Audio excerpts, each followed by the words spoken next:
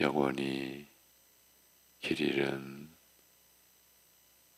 그 비참한 양처럼 살아야만 했던, 살 수밖에 없었던 우리를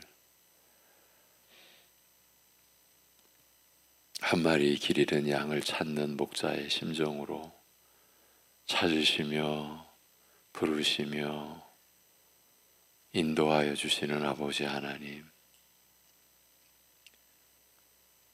아들의 화목 제물 되게 하신, 대속 제물 되신 그 은혜의 역사로 그 죄악과 사망 가운데서 건져주셔서 새 생명을 지닌 자로, 하나님의 나라를 구하는 자로, 하나님만을 의지하고 바라보고 모든 것을 하나님께 맡기며 이 땅과 육신의 소망을 두지 않고 하나님께 소망을 둔 자로 살아가게 하여 주심을 감사합니다.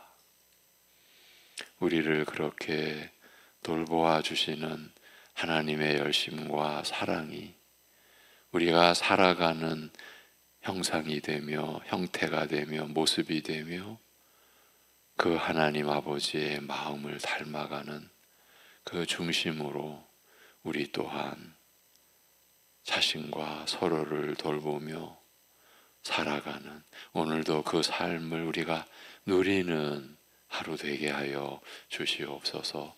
예수 그리스도의 이름으로 감사하며 기도하옵나이다. 아멘. 로마서 9장 16절 한 절입니다.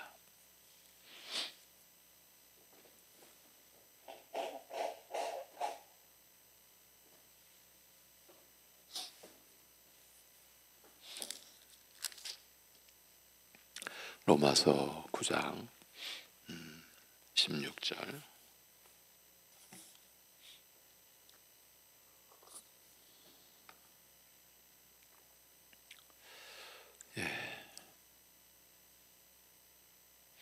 로마서 9장 16절 한 절입니다. 다 같이. 그런즉 원하는 자로 말미암음도 아니요 다른 박질하는 자로 말미암음도 아니요 오직 긍휼히 여기시는 하나님으로 말미암음이니라. 아멘. 하나님께서 당사자인 사람의 뜻이나 노력과는 무관하게 구원할 자를 오직 자신의 뜻에 따라서 미리 선택하시는 것은 인간을 허수아 비처럼 무의미한 존재로 만드는 일방적인 횡포요 부당한 일이라는 이런 인간들의 항변과 또 좌절 그 밑바탕에는 하나님께서 만사를 그 뜻대로 행하시는 주권과 인간이 누리는 자유, 특히 이 주권과 자유 이 둘의 상호관계에 대한 오해가 자리 잡고 있다고 말씀드렸습니다.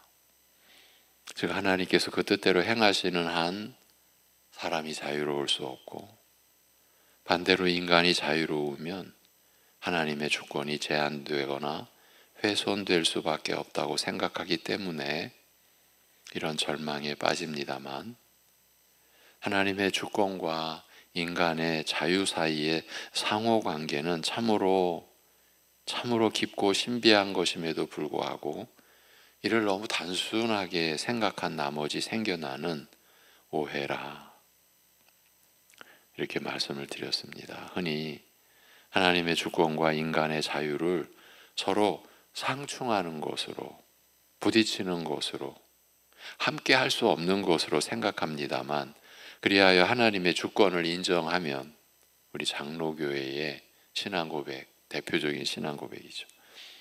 하나님의 그 주권을 인정하면 사람의 자유를 부정해야 하고, 사람의 자유를 인정하면 하나님의 주권을 부정해야 하는 것으로 이렇게 성급하게 판단합니다만 단순히 인간의 생각이 빚어낸 오해일 뿐입니다.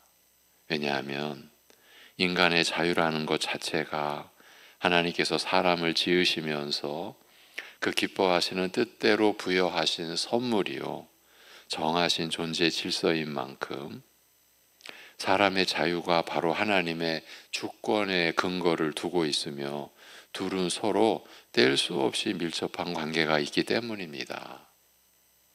이것을 우리 인간들은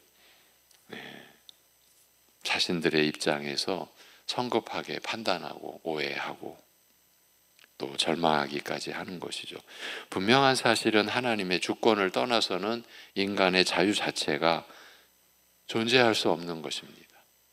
하나님께서 오직 그 기뻐하시는 뜻대로 사람을 자유로운 존재로, 그러니까 자유의지를 지닌 인격적 존재로 지으셨기 때문에 인간은 자유로운 것입니다. 여기서 오늘 이어갑니다. 이 선택의 실제, 구약 인물의 대표적인 인물이 야곱이죠. 물론 앞서서 보았었는데 야곱은 어머니 리브가의 태중에 있을 때 하나님께서 그를 택하신 사실이 이미 알려졌습니다. 야곱의 뜻과는 전혀 상관없이 하나님께서 그를 택하신 사실이 이보다 명백할 수는 없을 것입니다. 그럼에도 야곱은 태어난 후 아브라함에게 약속하신 축복을, 그러니까 그 하나님의 선택을 입은 자로서 아브라함에게 약속하신 그 축복에 이미 참여하게 된, 그렇게 정해진 자신이었지만 그 축복을 간절하게 사모하고 원하였습니다. 이미 선택은 이루어졌고 야곱이 원한다고 해서 선택을 바꿀 수 있는 것도 아님에도 야곱은 간절하게 구원의 축복을 사모하고 원했습니다. 야곱은 그 누구보다 아브라함의 축복을 간절하게 원하였을 뿐 아니라 누구보다 이를 얻고자 노력하였습니다. 선택받은 자라고 해서 손 놓고 가만히 있는 것이 아니라 온 힘을 다하여 축복을 얻고자 힘써 노력하였습니다. 힘써 노력했죠. 형을 속이고 발목 잡는 일을 넘어 심지어 아비를 속이는 일도 서슴지 않고서 말 그대로 수단 방법을 가리지 않고 축복을 얻고자 하였으나 야곱의 이런 노력이 그로 하여금 축복을 받게 한 것은 아니었습니다. 애를 쓰면 쓸수록 야곱의 모습은 아브라함의 상속자로서의 합당한 모습으로부터 오히려 멀어져 갔습니다만, 그렇다고 해서 야곱의 이런 부족한 모습이 그가 이미 선택받은 사실을 바꾼 것도, 그러니까 취소된 것도 아니었습니다. 축복을 받기에 전혀 어울리지 않는 야곱을 애를 쓰면 쓸수록 상속자의 합당한 모습으로부터 더 멀어져 가는 그를 최종 상속자 이스라엘이라는 이름으로 불리게 만든 것은, 더 나아가서 지금까지 남을 속이고 발목 잡으며 살아온 강교한 야곱을 상속자에게 기대되는 합당한 모습으로 점점 변화시킨 것은 하나님의 긍휼과 은혜와 능력이었습니다. 하나님의 선택이 사람에게서 이루어지는 이런 모습에서 택하신 자를 불러 믿게 하시고 의롭다 하시고 영화롭게 하시는 이런 과정에서 드러나는 하나님의 주권과 사람의 자유의 관계는 참으로 이 신비롭고 기이한 것입니다. 우리 신자가 이 하나님의 주권과 우리에게 부여된 사람의 자유, 자신의 자유, 이 관계를, 우리 신자들은 그 신비롭고 참으로 기이한 이 관계를 우리는 사실은 누려왔다.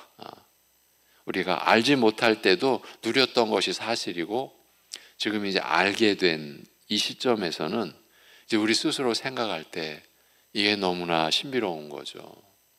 기이한 것이죠.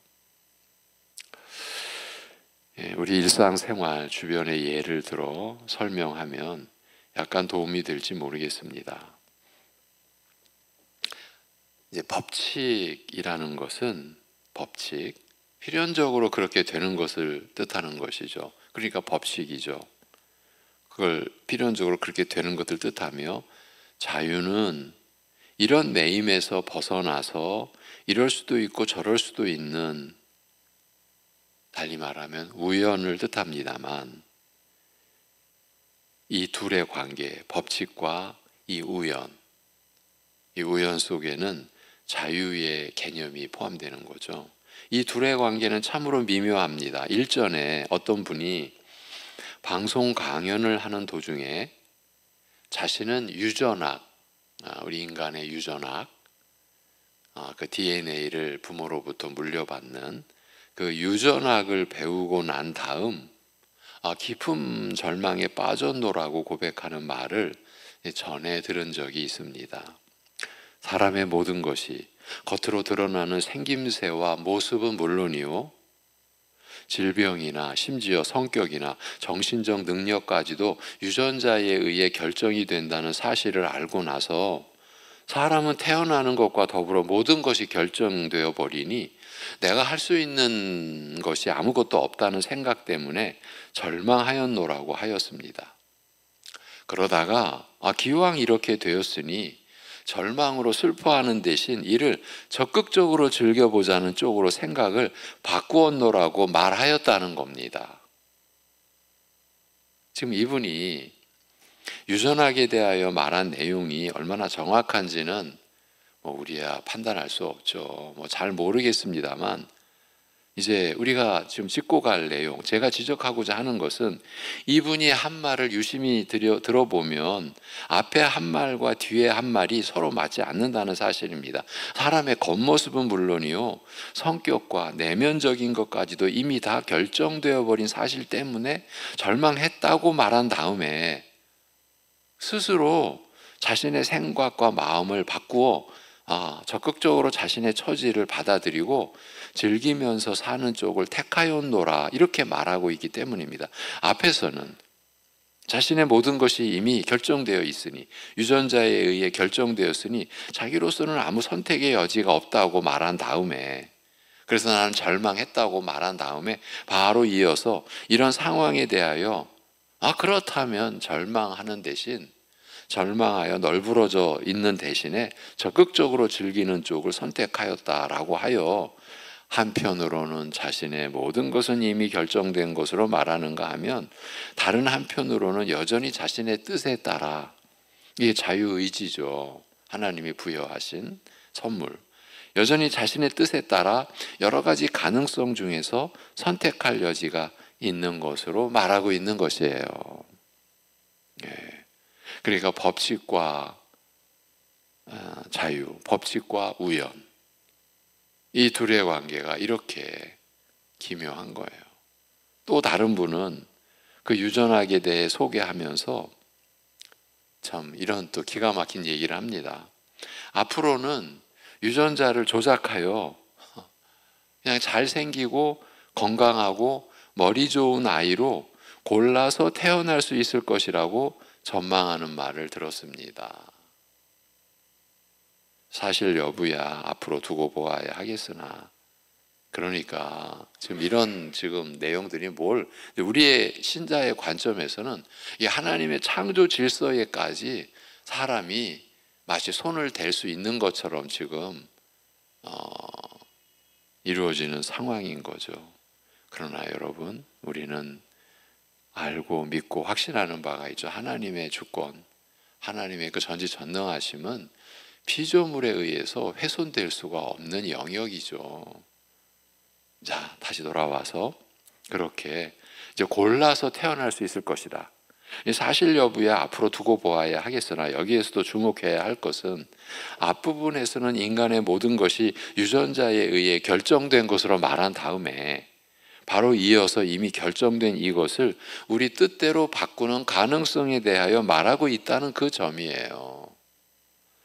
법칙은 필연적으로 일어나게 되는 것을 뜻합니다만, 바로 이런 법칙을 이용을 해서 변화를 만들어내는, 어떤 의미에서 법칙을 이용하여 법칙을 깨뜨리거나 법칙을 뛰어넘어 그 법칙의 매임에서 벗어나는 선택과 자유에 대하여 말하고 있는 것이에요. 모든 것이 결정되었다고 말하면서도 또 한편으로는 그 결정된 것을 바꾸는 것에 대하여 말하고 있는 것이에요. 지금 우리 일상의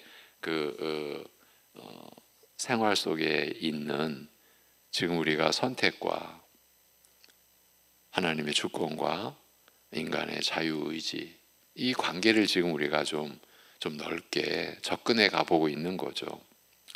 성경에 어긋난 이론입니다만 이미 오래전에 진화론,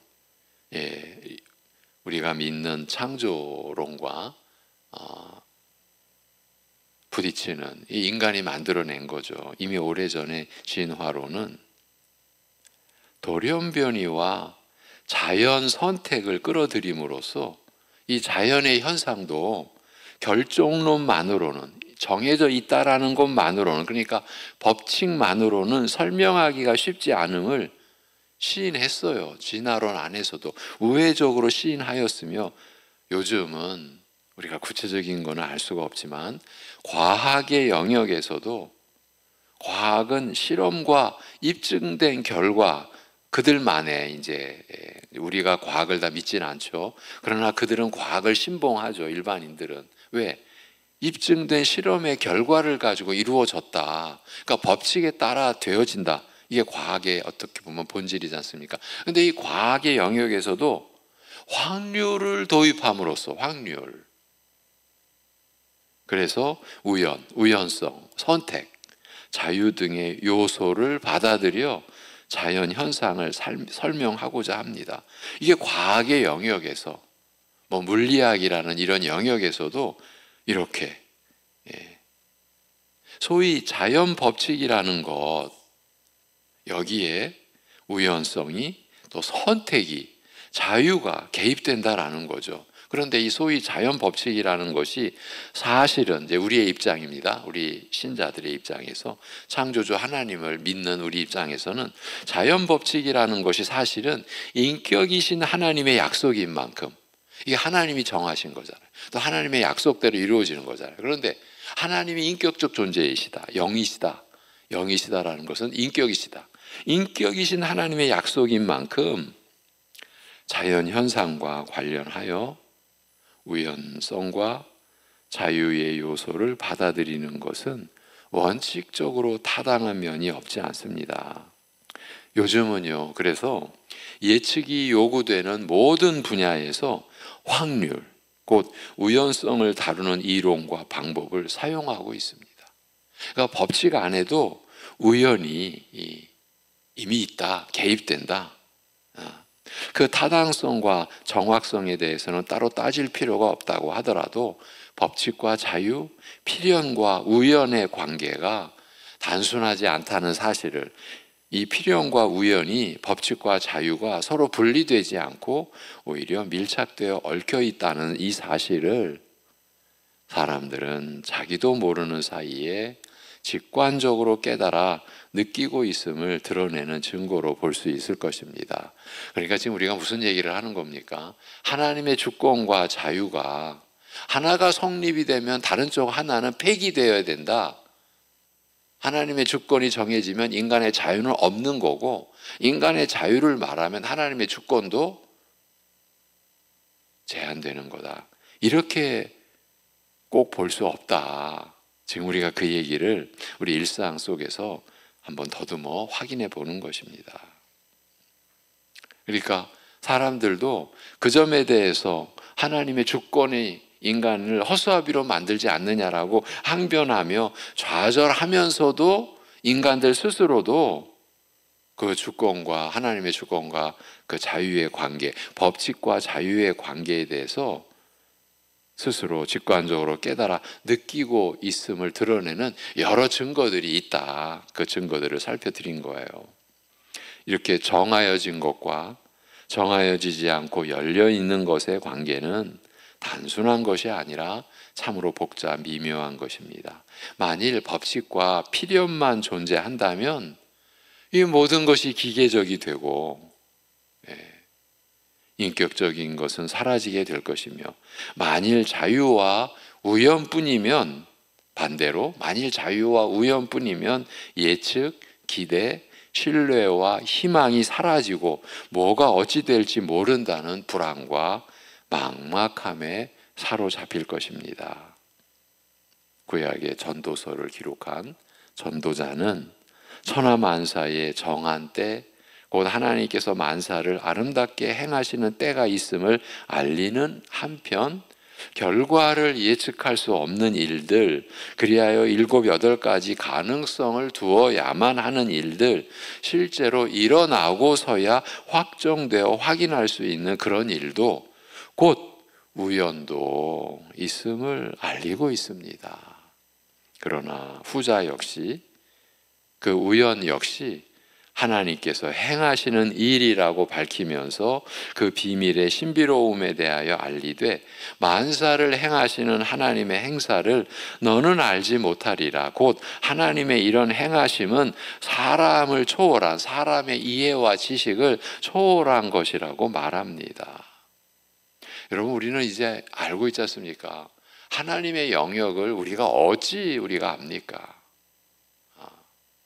그래서요, 하나님의 그 영역을 나름대로 들락날락 할 수 있다, 하나님이 가증스럽게 여긴다라는 거예요. 그게 이제 구약 성경에 하나님께서 그렇게 가증스럽게 여기는 거를 이제 무당 이렇게 말합니다, 여러분.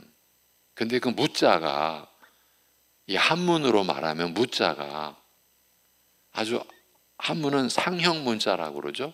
그러니까 형태를 가지고 글자를 만들었어요. 그래서 상형 문자예요. 그래서 무자가 뭐 무속, 뭐 무당, 예, 무속과 관련된 할 때 그 무자는 하늘, 땅, 하늘과 땅을 잇는 양쪽의 사람들, 하늘과 땅을 잇는 사람들, 이게 이제 무자라고요. 하나님이 가증스럽게 여기는 것이 고작 피조물에 불과한 것들이 하나님의 자리를 지들 마음대로 들락날락 하는 것처럼, 여러분, 그게 무당인 거예요. 예. 우리 부천 시내만 해도 점집 많잖아요. 골목골목에. 그게 다 무속이에요.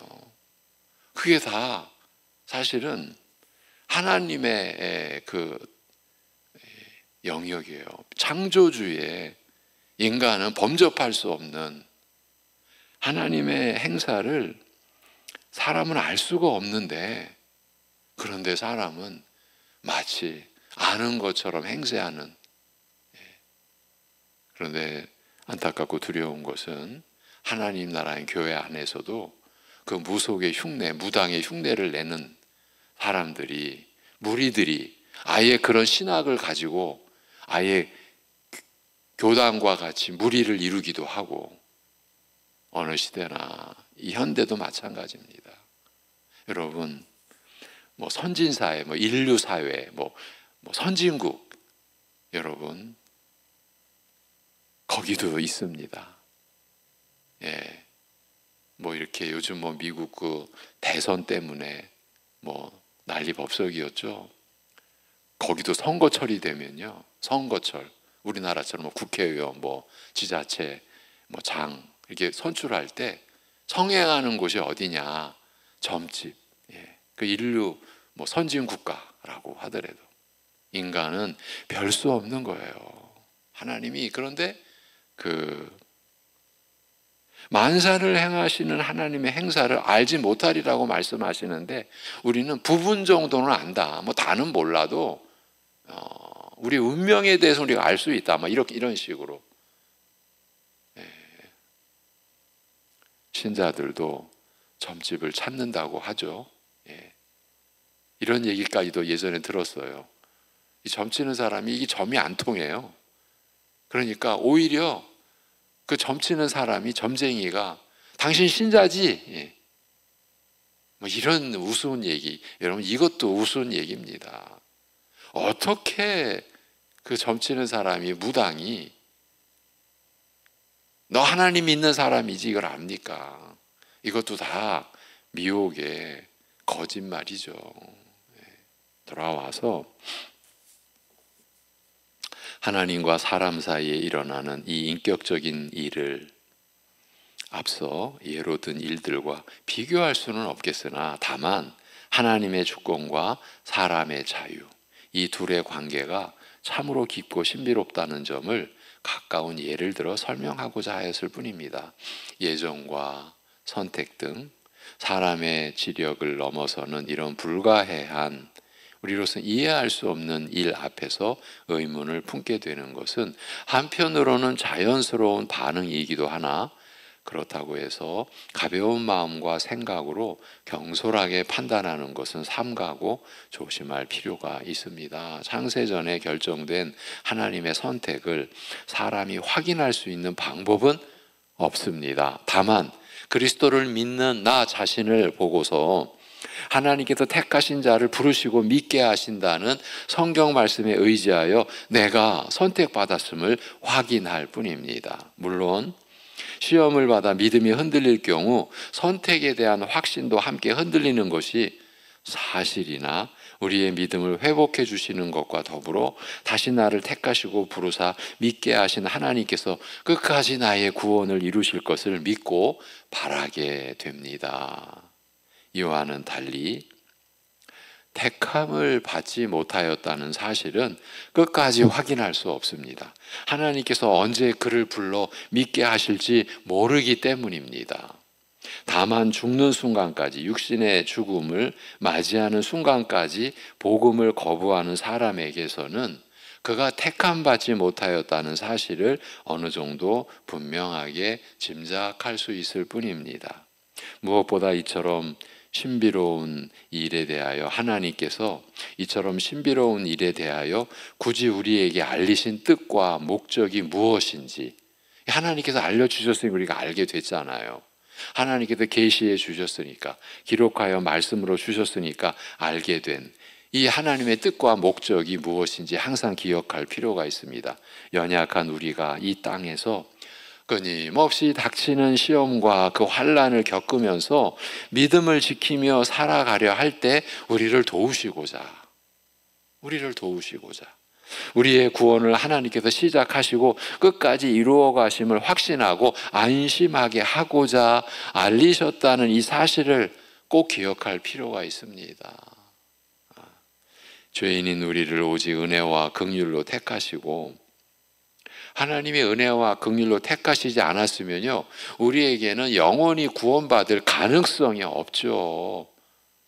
수만 번 죽었다 다시 태어나도 우리로서는 가능성이 없죠. 오직 죄인인 우리를 은혜와 긍휼로 택하시고 진실하여 변함없는 그의 사랑으로 우리의 구원을 끝까지 이루어 가심을 알리고자 하신 그 뜻을 잊지 말아야 하겠습니다. 이런 목적으로 선택에 관하여 알리셨음에도 인간의 지력으로 헤아리기 어려운 신비를 단순 무지한 생각으로 억지로 헤아리려 하다가 의문과 불신앙에 빠지는 것은 이건 어리석고 미련한 일이라 하지 않을 수 없습니다. 무엇이든지 그 기뻐하시는 뜻대로 행하시는 하나님 앞에서 우리 믿는 자는 한없는 신뢰로 우리의 일을 맡기며 잠잠히 기다리기도 하는가 하면 우리의 답답한 사정을 아뢰고 호소하며 은혜와 도움을 구하기도 하는 것입니다. 하나님 앞에서 우리가 이렇게 살아가는 것입니다. 기도하겠습니다. 하나님 아버지, 우리로서는 알 수 없는 하나님의 행하시는 그 행사에 그 하나님의 뜻과 목적을 우리에게 이렇게 계시하여 알려주심으로써 연약하기 짝이 없는 우리의 구원의 그 확실함을 이렇게 알려주셔서 우리로 하여금 안전함을 누리게, 확신함을 누리게 하여 주심에 감사드립니다. 그러기에 한없는 신뢰로 주님께만 우리의 모든 것을 내어 맡기고 우리의 육신의 것이나 이 세상 것에 우리의 소망을 결코 두지 않고 주님께만 소망 두고 그리하여 만사를 주님께 맡기겠다는 믿음의 그 작용으로, 믿음의 중심으로 오늘도 그 믿음으로 우리가 살아갈 때에 우리에게 일어나는 모든 일이 서로 연결이 되어 합력하여 선한 결말에 이르게 하시는 하나님의 그 주권적 그 역사를 믿음으로 확신함으로 우리가 오늘도 겪을 수 있는 여러 가지 예기치 못했던 일들 속에서도 우리 자체가 흔들리지 않고 낙심과 좌절에 빠지지 않고 주님께 나의 처음부터 끝까지 모든 것을 주관하시는, 그래서 이미 영생을 지닌 자로 이미 하나님의 자녀된 신분으로 지금 살고 영원히 누리게 하실 그 하나님의 뜻에 모든 것 맡기는, 그래서 그 어려움 속에서도 평강 잃지 않고 주님께로 나아가는 감사함으로 오늘도 살게 하여 주시옵소서. 우리 주 예수 그리스도의 이름으로 기도하옵나이다. 아멘.